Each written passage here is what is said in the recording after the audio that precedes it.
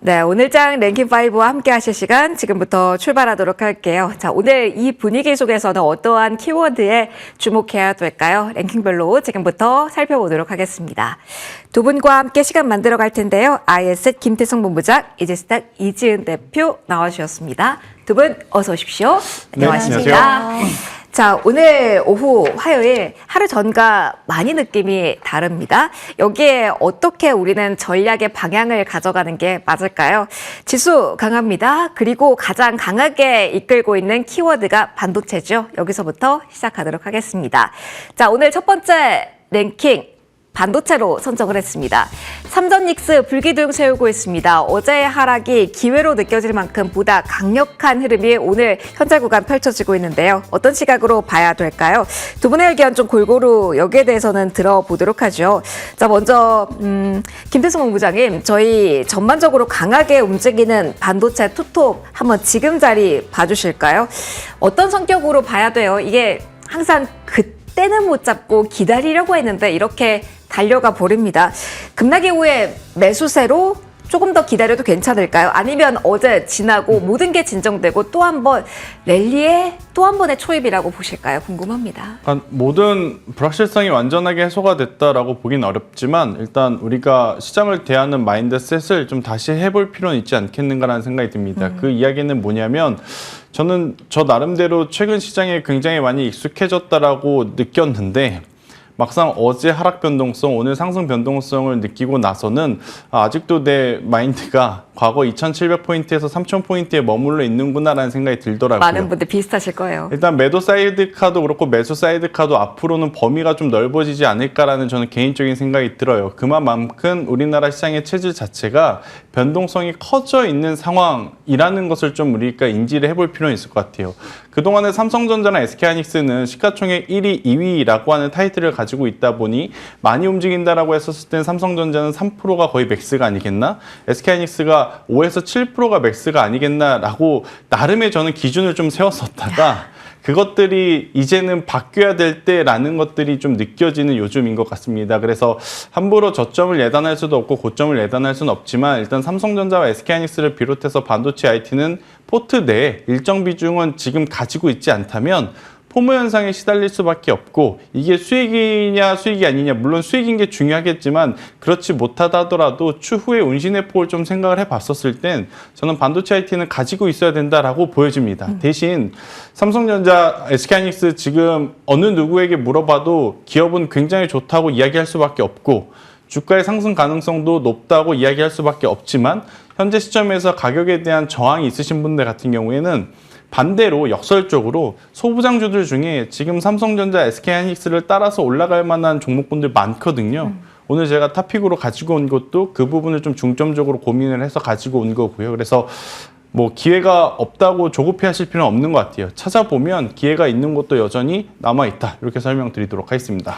그래도 기회를 잡는다면 소부장단 안에서 잡아보자라는 큰 틀 잡아주셨습니다. 반도체 조금 더 펼쳐서 이야기를 들어보고 그리고 마지막에 김태성님의 원픽 들어보도록 할게요. 일단 오늘 지금 지점에 대해서 이지은 대표님의 뷰도 들어보도록 할까요? 대표님은 오늘 빨간불 강한 반등 어떻게 보세요? 그리고 저희가 지금 마감을 향해 달려가고 있는 시점이잖아요. 오늘 지점에서 뭐 기술적으로 확인해야 될 부분이 꼭 있다. 이게 포인트다라고 한다면 같이 언급해 주시면 좋을 것 같습니다. 네, 저도 좀 비슷한 생각을 했는데 어저께 이제 장 초반에 한 10시경 정도 됐을 때 시장이 다시 말아 올리다가 오후장 들어서 굉장히 큰 폭으로 좀 밀리면서 아마 많은 분들이 그래 우리나라 시장은 힘이 좀 아쉽다라는 생각도 하신 분들 계셨을 것 같아요. 근데 코스피 같은 경우에 어저께 개인 투자자분들이 역대급으로 많이 매수, 5조 원 규모의 매수, 순매수를 하면서 정말 엄청난 저력의 힘을 보여줬는데 오늘 장 초반만 하더라도 한 절반 정도의 회복이 나왔었는데 삼성전자, 하이닉스가 절반이 아닌 거의 다 회복하는 흐름들이 나와주면서 그만큼 힘 자체가 엄청나게 강하다라는 것, 유동성 장세가 맞다라는 것, 강세장이라는 것을 좀 체감할 수 있는 부분이라고 생각을 했고요.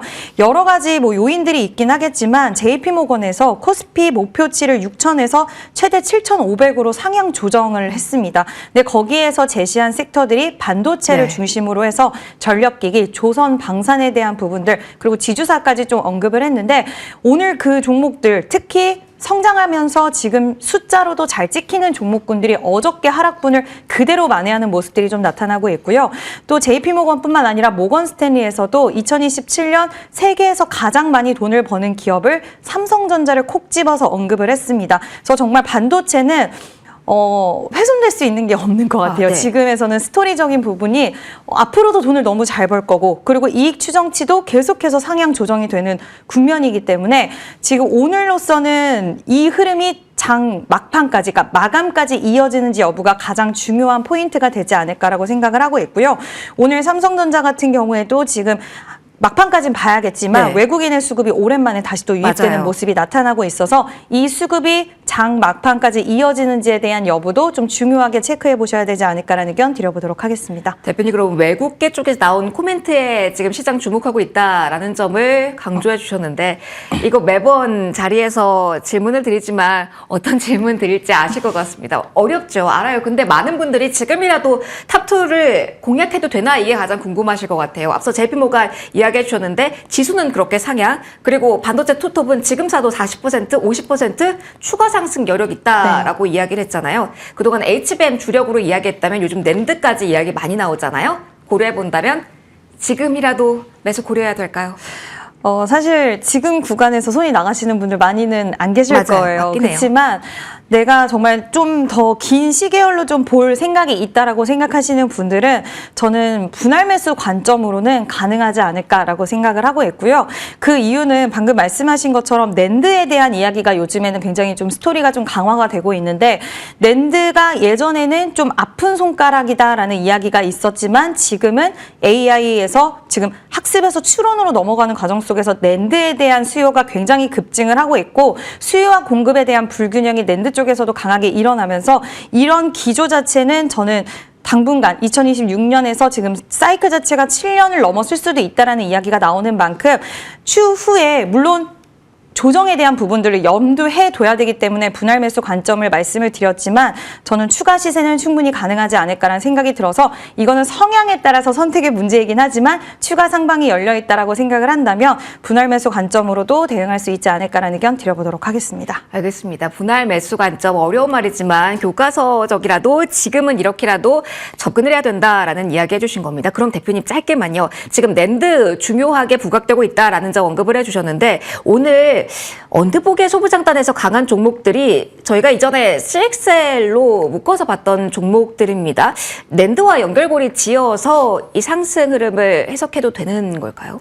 네, 오늘 또 시장에서 HBF라는 그 단어가 새롭게 또 많이 네. 부각을 받더라고요. 그러니까 HBM, 그러니까 디램을 수직으로 쌓아 올리는 거를 낸드 플래시를 이제 쌓아 올리는 거를 새로운 키워드로 시장이 네. 잡기 시작을 했는데, 이제 그 시장에 대한 이야기가 나오면서 테스트 장비 관련돼서 검사 장비 수요도 같이 올라갈 것이다, SSD 쪽으로. 그래서 오늘 네오셈이랑 엑시콘이 좀 강하게 움직이고 있다라고 생각해 주시면 될 것 같고요.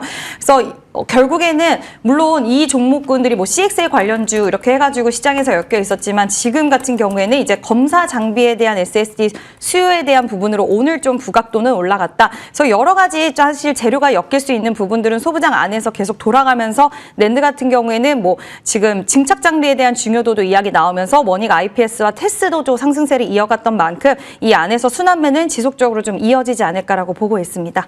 알겠습니다. 순환매 이야기까지 나왔고요. 그리고 저희 CXL 관련주 상승하고 있는 종목 순으로 화면에 나갔을 텐데, 맨 위에 상한가 풀리지 않고 움직임 나오고 있는 종목이 파도로 확인이 됩니다. 그래서 파도 이야기를 해봐야 될 것 같아요. 김대성 본부장이 낸드에 대한 분위기, 수급이 몰린 것과 오늘 거래되게 된 첫날 파도의 움직임과 연결해서 생각해도 될까요? 뭐 그것도 그렇지만 거래되게 된 부분이 그 거래되게 있었던 시기 자체가 네. 반도체주들이 굉장히 크게 움직였을 때 거래 정지를 좀 당했지 않습니까? 그래서 그 상승분을 지금에서야 네, 만약 안 좋은 뉴스가 나왔다면 좀 하한가였겠지만 일단 실적도 생각보다는 괜찮아지고 있고 상장 적격성 심사도 좀 잘 통과했기 때문에 점상, 그리고 아마 오늘만이 아니라 내일 모레까지도 저는 연속적인 지금 상승세를 보여줄 가능성이 높다고 보여지는데, 사실 이 종목은 쫓아가기 좀 어렵다고 보여져요. 가지고 계셨던 분들이 이제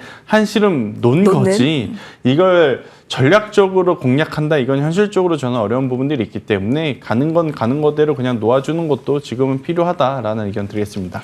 그러면 새롭게 찾아야 될 거고요. 그래서 원픽 받아보겠습니다. 그래서 네. 어떤 종목 지금 공략해도 되는 건데 그래야 내가 소외 안 되는 건데 이거 정말 외치고 싶으신 분들 많으실 겁니다. 네. 이 종목이 그 대안이 될까요? 저는 TSE라는 기업을 가지고 나왔습니다. 반도체 테스트 소켓 하면 3대장이 있죠. 네. 리노공업과 ISC와 TSE.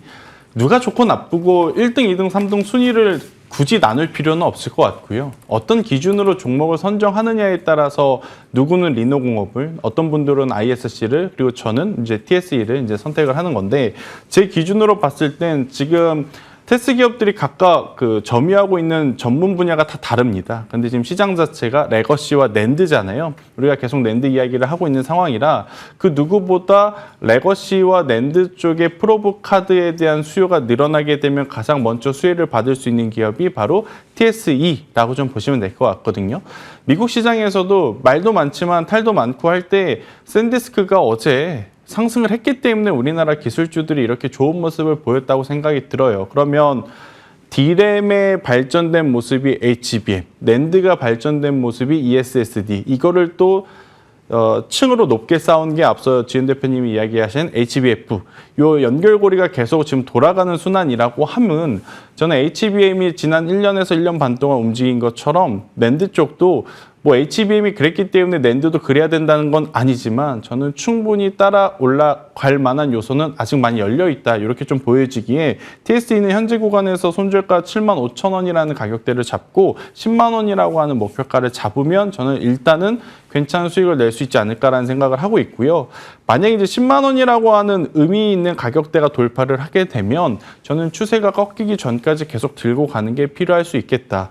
왜냐 지금 2022년도에 한번 찍었던 89,000원, 그리고 2년 뒤인 2024년도에 찍었던 89,000원, 그리고 그 2년 뒤에 지금 어떻게 보면 박스를 돌파하려고 세 번째 도전을 하고 있는 상황이거든요. 그런데 22년도, 24년도 때보다 지금 확실히 업황 자체가 워낙 좋기 때문에 돌파하는 것에 아마 다들 동의는 하실 거예요. 그렇기에 대량 거래량에 동반을 하게 되면 굉장히 강한 시세가 나올 수 있는 현재 구간이 아닐까라는 의견을 드려보도록 하겠습니다. 날카롭게 올라와서도 지금이라도 알겠습니다. 네. 손절가와 목표가 한 번 더 기억을 해주시고요. 오늘 삼성전자, SK하이닉스 힘이 어디까지 올라가는지 이것도 보시죠. 90만 원 회복 가능성 지금으로서는 높게 점쳐지고 있는 구간이긴 합니다.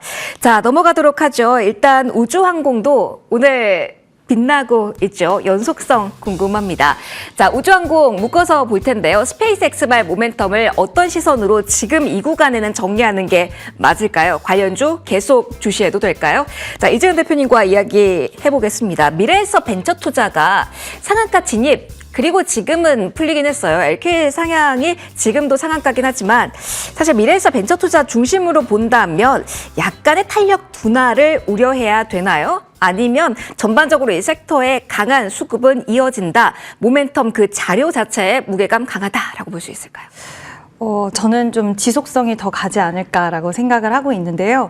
오늘 미래에셋 벤처투자가 뭐 상한가 왔다 갔다 하기는 하지만 다른 종목군들 보면 최근에 관련주들을 엮였던 종목들의 거래량이 아주 심상치가 않은 모습들을 좀 확인할 수가 있어서 이 로봇에 대한 우리가 시세 흐름들을 굉장히 좀 장기적으로 봤었고 이제는 우주항공 쪽으로 좀 당분간은 시장의 매기가 쏠릴 가능성이 아직까지는 여력이 좀 남아있다라고는 보고 있는 이유는 오늘 스페이스X 관련된 상장에 대한 이슈도 있긴 하겠지만 지금 미국과 중국이 굉장히 이쪽으로도 패권 전쟁에 대한 분위기가 좀 심화되고 있는데 로봇에서도 비슷한 부분들 공급망의 변화 속에 우리나라 쪽으로의 공급망의 기회가 좀 있을 수 있다라는 그런 스토리가 있었는데 이쪽에서도 추후에 파트너십에 대한 부분들이 더욱더 커질 수 있다. 또 우리나라에서는 지금 미국과의 협력을 하기 위해서 우주항공청이 얼마 전에 지난번에 기업들과 함께 또 같이 만남을 갖는다라는 이야기가 나왔었던 만큼 이런 미국과 중국의 이 패권 전쟁 속에서 특히 중국 같은 경우에는 지금 국가주도 하에 우주 산업을 육성하기 위한 움직임이 나와주고 있고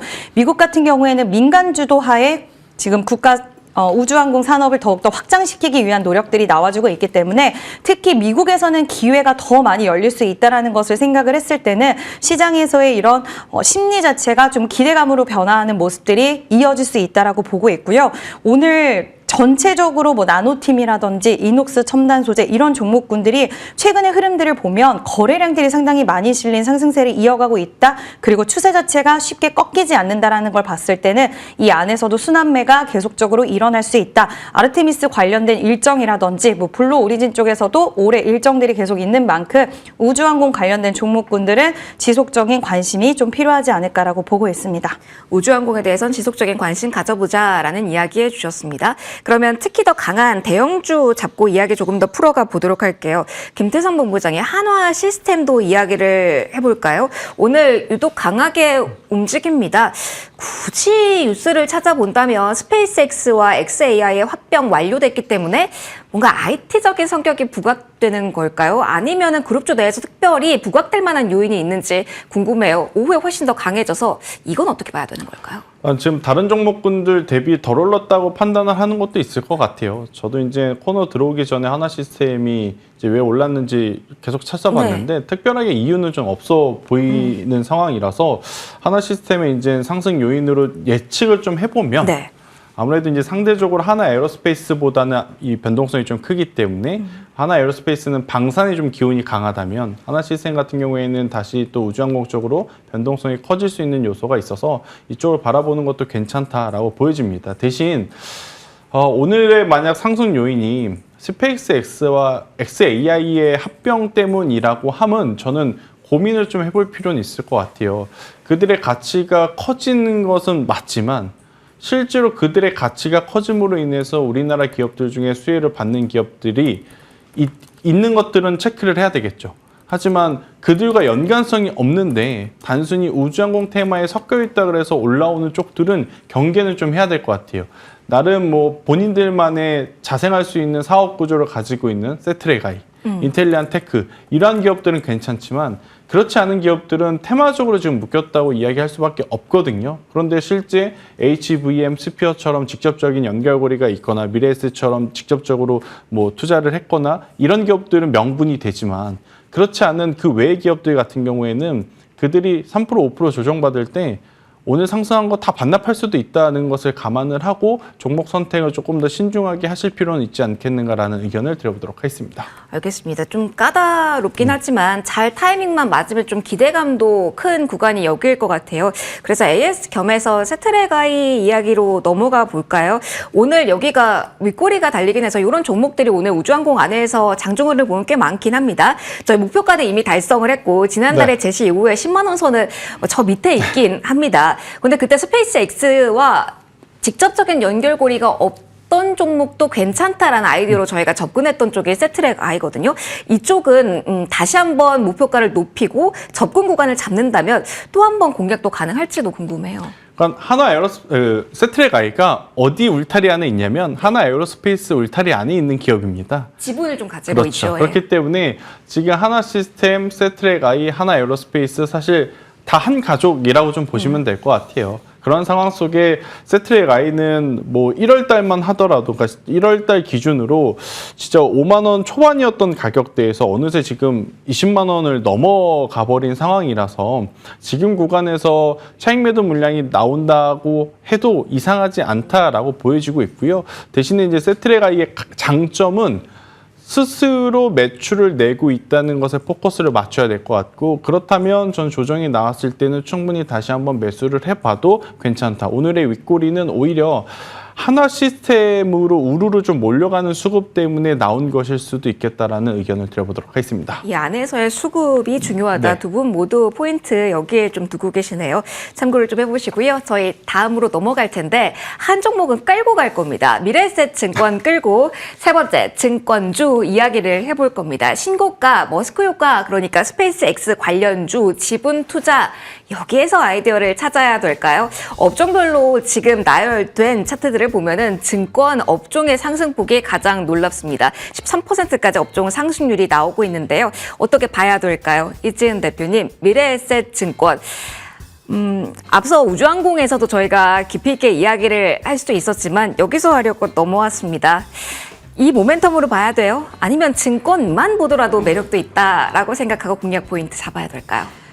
지금 시장에서 강한 두 가지 재료가 다 붙어 있다 보니까 최강자예요? 네, 지금 시장에서 계속해서 쉬지 않고 우상향 기조를 이어가고 있는 것 같은데 예탁금이 결국 106조가 넘어섰더라고요. 그리고 뭐 신용 매매도 상당히 많이 이루어지고 있고 시장의 거래 대금 자체가 많이 붙어주고 있고 또 신규로 투자를 하기 위해서 증권사를 찾는 분들도 상당히 많이 있다라는 이야기가 나올 정도로 지금 시장에 돈이 유동성이 넘쳐나는 가운데 그럼 가장 수혜를 볼 수 있는 쪽 우리가 여러 가지 섹터와 이런 부분들도 공부를 계속하고 있지만 결국 증권사들이 돈을 가장 많이 벌 수밖에 없고 특히 증권사들 같은 경우에는 구조상 이렇게 브로커리지 수익이 나오면 바로바로 매출에 반영될 수 있는 구조적인 부분들을 갖고 있기 때문에 실적에 대한 기대감, 거기에 3차 상법 개정에 대한 수혜 기대감 여러 가지가 혼재되어 있는 것 같습니다. 그러다 보니 미래에셋 증권 같은 경우에는 가장 센 이슈가 같이 붙어서 강세의 흐름을 이어가고 있고 오늘만 한다 하더라도 거래량과 거래대금이 어마무시하게 계속적으로 터져주고 있는 것 같아요.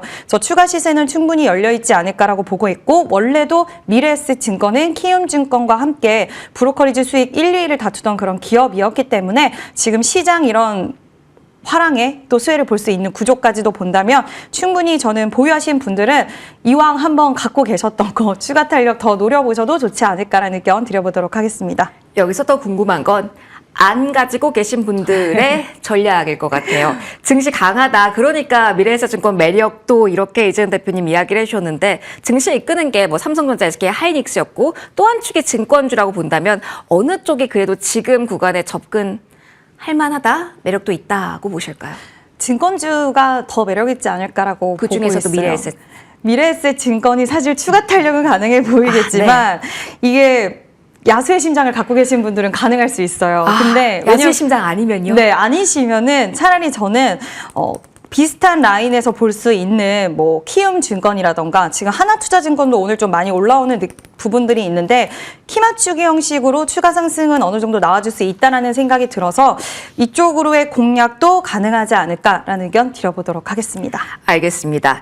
같은 질문 좀 드려볼게요. 이렇게 손을 들어주신 김태성 본부장이 어떤 의견 더해주실까요? 증권주 안에서 변동성을 원하신다면 대표님이 말씀하신 키움증권이나 하나투자증권 저도 동의를 하고요. 네. 여기 한 가지 그냥 저의 시선으로 좀 바라보면 지금 시장에 ETF가 많잖아요. 그럼 ETF 상품을 가장 많이 가지고 있는 증권사가 어디냐라고 했었을 때는 삼성증권입니다. 그래서 변동성을 원하시는 분들은 앞선 키움증권과 하나투자증권이 낫고요. 만약에 미래에셋증권처럼 덜 올라갔다고 생각하는 것 중에 조금 더 안정성을 생각하시는 분들은 저는 삼성증권 지금도 괜찮다라는 의견을 드리도록 하겠습니다. 증권주 조금 더 이야기해 볼게요. 모멘텀을 본다면 김태성 본부장님 정책 보면 어때요? 오늘 일정을 본다면 법사위 예정이 되어 있었고 그리고 개정안 이달 안에 통과 추진한다라는 이야기가 무게감 있게 들리잖아요. 그럼 자연스럽게 생각하는 게 여기일 텐데 정책 드라이브를 기대할 만한 초입일까요? 저것보다 더 중요한 건 네. 거래 시간이 올해 연말 되면 더 늘어날 가능성이 높다는 겁니다. 그게 더 클까요? 일하는 저희들은 힘들겠지만 화이팅! 시청자분들도 힘드시겠지만 맞아요. 증권사들은 좋아요. 배불릴 수가 있다. 그래서 그 기준으로 본다면 삼성증권을 포함해서 증권사들은 짧게 보지 마시고요. 올해 연말이나 내년 초까지 그냥 쭉 들고 가시는 게 훨씬 더 낫지 않겠는가. 결국 지금 상법 개정안을 통해서 이루고자 하는 건 증시의 자금 유입이잖아요. 그러면 그런 큰 자금들이 들어와서 개별주도 매매를 하겠지만 ETF를 많이 산다라는 거죠. 지난주에 금투협 서버 다운된 거 보세요. 얼마나 많은 분들이 들으려고 했으면 그게 다운이 됐을까 생각을 해보고 그리고 ETF가 수수료가 또 만만치 않거든요. 증권사 입장에서 네. 보면. 그래서 삼성증권도 저는 길게 볼수록 더 괜찮다라는 의견. 만약에 이제 지수가 좀 숨고르기 한다고 해서 정체가 되어 있으면 저는 삼성증권만큼은 괜찮지 않겠는가. 그리고 참 이렇게 상승장에 계속 인버스 상품도 늘어납니다. 그러니까 그들은 위로 가도 아래로 가도 수익을 챙기려고 하는 영업적인 부분들이 많이 준비가 되어 있기 때문에 길게 볼수록 좋지 않겠나라는 의견 드리겠습니다. 알겠습니다. 길게 본다면 안정성, 그러니까 삼성증권 긴 시각에서 그리고 탄력성 측면에서는 키움증권, 하나투자증권, 그리고 미래에셋 탄력성 있다라는 종목별 이야기까지 좀 세분화해서 나눠봤습니다. 다음으로 좀 넘어가서 또 한번 이야기해보죠. 우려 요인과 기대 요인이 공존하는 섹터가 여기일 것 같습니다. 2차 2차전지 여기서부터 좀 뻗어나가서 이야기 시작을 해볼 텐데요. 헤드라인에 먼저 언급이 된 종목 LNF 이야기 해보겠습니다. 실적 이후의 흐름을 어떻게 봐야 될까요? 그리고 2차전지 어제 동반해서 밀렸는데 반등이 강한 쪽도 있고 좀 부진한 쪽도 있습니다. 이 각계 전투 섹터의 흐름은 어떻게 봐야 될지 하나씩 살펴보도록 하죠. 이지은 대표님, 저희 우려사항 먼저 적고 기대로 넘어갈 겁니다. LNF는 어떻게 봐야 돼요? 지금까지는 뭐 업하기 좋지 않고 여러 가지 이유가 있어서 적자였다 이 부분에 주목을 했는데 좀 뜯어보면 파생상품 손실 부분이 직격탄을 준 부분이기 때문에 이 부분에 대한 해석은 어때요? 오늘 밑꼬리가 달린 부분에서 힌트 충분히 얻어가도 괜찮은지 궁금합니다. 일단 4분기 실적을 보면 시장의 예상치를 영업이익 같은 경우에는 큰 폭으로 좀 상회한 흐름이 나와주기는 했어요. 근데 문제는 이제 시장에서 이렇게 많이 좀 빠졌던 부분은 단기 순손실이 5,250억으로 저작폭이 굉장히 좀 늘어나는 모습을 보여줬는데 뭐 지금 파생상품 평가 손실에 대한 부분도 공시를 했고 전환사채, 교환사채, 신주 인수권 부사채에서 발생한 평가 손실 규모가 무려 2,757억 원인데 이 부분에 대해서 회계상에 대한 부분이 이제 현금 유출은 없다라고 이야기를 하긴 했지만 항상 LNF 같은 경우엔 이런 부분이 좀 불편했던 종목이었어요. 그래서 이 부분을 결국에는 건드리지 않았나라고 생각을 하고 있고요.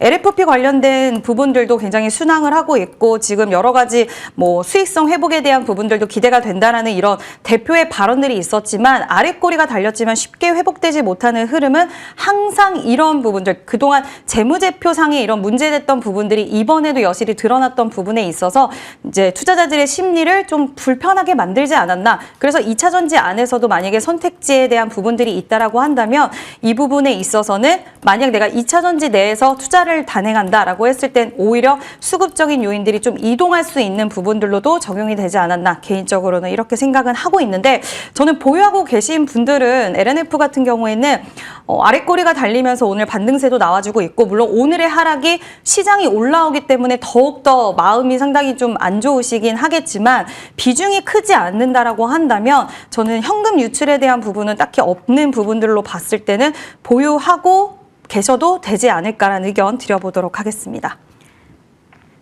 일단 전반적으로 봤을 때 아쉬운 부분도 많이 있다라는 점 언급을 해주었습니다. 수급이 아무래도 시장을 좌우하고 있다 보니까 2차전지 이야기하면서도 이런 포인트를 많이 언급을 하게 되는 것 같습니다.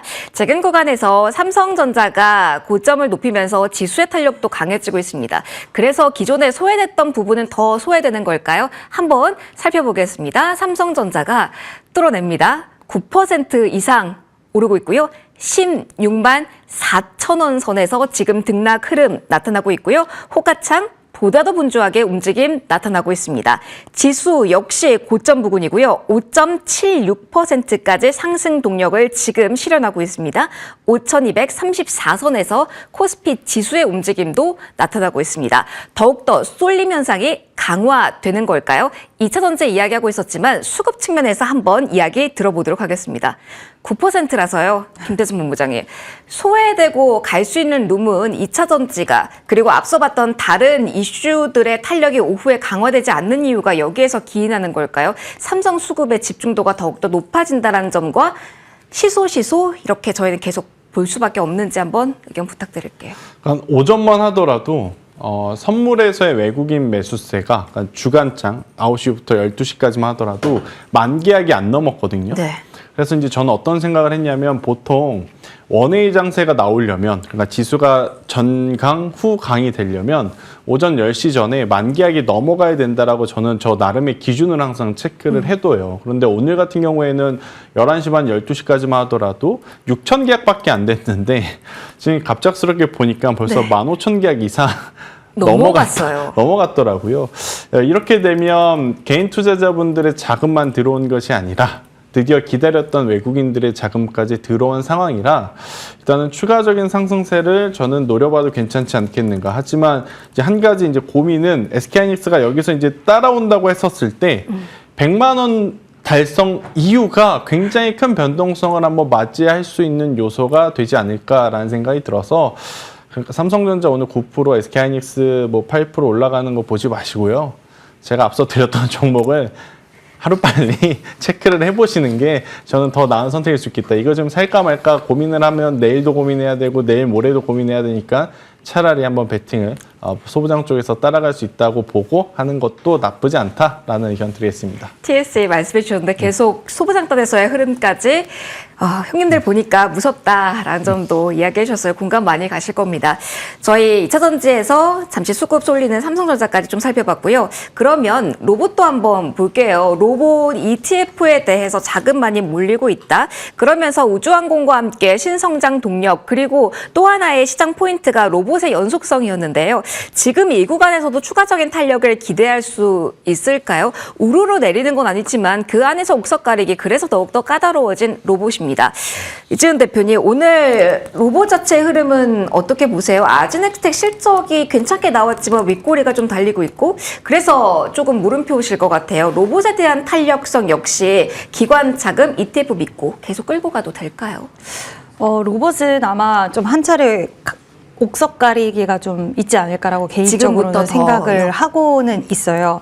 그래서 최근 시세가 굉장히 강했던 종목군들 보면, 그러니까 예를 들어서 실적에 대한 부분이라던가 아니면 고객사라던가 그리고 대기업의 지분 라인이라던가 이런 어떤 개별에 대한 스토리가 좀 탄탄하지 않은 종목군들은 상승이 강하게 나온 이후에 하락하고 쉽게 회복되지 못하는 모습들을 보여지고 있는데 한동안 로봇으로 엮였던 종목들이 셀 수 없을 정도로 많았어요. 갑자기 로봇 산업에 진출하거나 로봇 쪽과 엮일 수 있다라는 그런 이야기들이 나눴던 부분들의 종목군들이 너무 많이 나왔었기 때문에 이제 실적 시즌을 기점으로 해서 많은 종목군들이 좀 걸러내는 작업들이 있을 수 있는 가능성이 있다라고 보고 있고, 물론 로봇에 대한 종목군들과 산업에 대해서는 계속적으로 봐야 된다라고 생각하는 부분은 이번 연도가 양산에 해란하는 부분과 지금 테슬라 같은 경우에도 전기차 라인 자체를 이제 공장에서 이 생산 시설 자체를 옵티머스로 전환한다라는 이야기가 나올 정도로 로봇 쪽에 굉장히 집중도를 높이는 모습들이 나와주고 있기 때문에 오늘 상대적으로 현대차도 상승을 하고 있기는 하지만 살짝은 다른 대형주 대비해서 쉬어가는 흐름들, 그래서 로봇주들도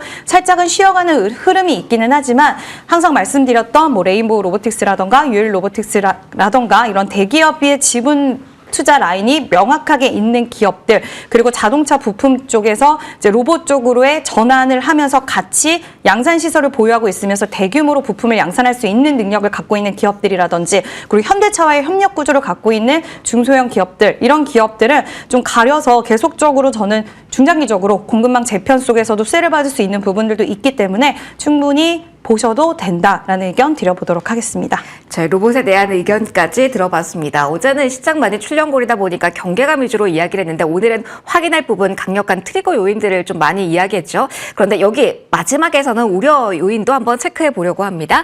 자, 마지막 키워드 5번째 랭킹 소비, 그중에서도 오늘 화장품, 그중에서도 실리콘2 이야기를 해볼 겁니다.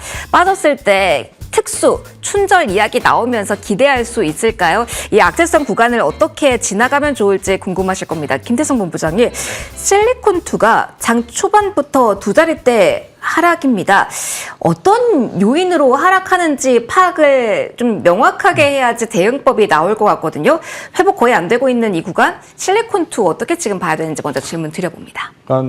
실적에 대한 부담이죠. 그리고 이제 최근에 올라왔었던 부분은 지수가 좀 쉬어갈 때, 네. 약간 반도체가 시장의 어떤 수급 쏠림 현상을 받지 않았을 때 분산이 되다 보니 올라왔었던 측면이 있는데 오늘 완전하게 반대로 움직이는 상황이지 않습니까? 그래서 실리콘2를 저는 너무 공격적으로 보실 필요는 없다. 만약에 보신다 하더라도 5만 원 위로 회복한 다음에 보셔야 조금은 더 믿을 수 있는 자리에서 이제 기술적인 반등을 노려볼 수 있다 생각을 해서 실리콘2를 그렇게까지 지금 긍정적으로 볼 수 있는 상황은 아니라고 보고 있고요. 대신에 만약 춘절이라고 하는 포인트를 보신다면 네. 중국 이야기의 화장품주들 안에 가장 변동성이 그동안 보였던 종목이 뭐냐? 한국 화장품과 한국 화장품 제조거든요. 그럼 이쪽을 미리 사두시는 것은 저는 괜찮다. 하지만 미리 사둘 정도로 지금 현금 여력들이 되실지는 모르겠어요. 다들 기술주들을 많이 가지고 계셔서. 그래서 이제 가능하신 분들은 한국 화장품과 한국 화장품 제조는 괜찮지만 그 외의 종목군들은 일단은 실적을 보고 판단을 해야 되지 않겠나라는 의견 드리겠습니다. 일각에서 실리콘투 뭐 경쟁 기업이 미국 유통사에 인수했기 때문에 실리콘투의 한정된 악재로 보는 시각도 있더라고요. 좀 분할해서 볼 필요도 있는지 이 점도 추가로 질문 드려보면요. 그러니까 저도 그 뉴스를 봤었는데 네. 그러니까 굳이 따지자면 실리콘투의 악재는 맞고요. 그런데 이제 근본적인 부분은 실적에 대한 불확실성이라는 그게 거죠. 더 크다. 네, 그러니까 실적이 잘 나오면 그게 무슨 상관이 있겠습니까? 라고 하고 올라갈 수는 있는데 지금은 실적이 안 나오다 보니 화장품주들이 다소 좀 쉬어가고 있다. 이렇게 설명드리겠습니다. 알겠습니다. 5개 키워드에 대한 전략 고민 여기서 마무리 짓도록 하죠. 랭킹5 시간에서 함께했습니다. 김태성 본부장, 이지은 대표와 함께했어요. 고맙습니다.